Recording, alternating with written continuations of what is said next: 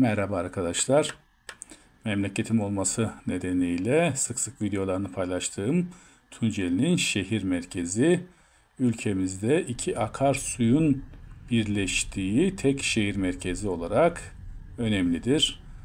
Muzur Dağları'ndan doğan Muzur suyu, Plümür Dağı'ndan, Bağırpaşa'dan gelen Plümür çayıyla şehir merkezinin hemen giriş noktasında birleşmekte ve bu iki akarsu şehre muhteşem bir güzellik katmakta.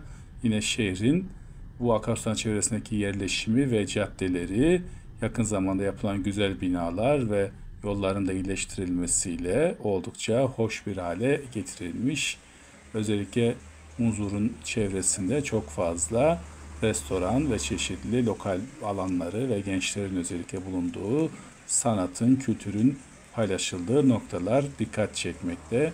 Yine sıcak havalarda özellikle insanların tercih ettiği Muzur için atılmış olan masaların içinde ayaklarınızın soğuk suyun içinde kaldığı çeşitli işletmelerde burada dikkat çekiyor. Şehir bu bölgede dağların içine sıkışmış bir görüntü vermekle birlikte küçük bir alan olması gezilmesini rahatlatıyor. Ancak büyük bir park sorunu mevcut. Şehrin içinde park edebilecek bir alan bulmanız oldukça zor. Rastgele bir alanda bıraktığınızda çok sık trafik cezasıyla karşılaşabiliyorsunuz. Buna da dikkat etmek gerekiyor. Yine Tunceli'nin çevresine, özellikle Hozata Perte'ye giden yollar üzerine de çok güzel binalar yapılmış.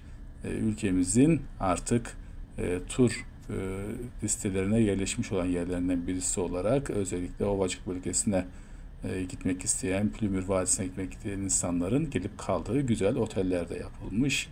Tunceli artık Doğu'nun Paris'i olarak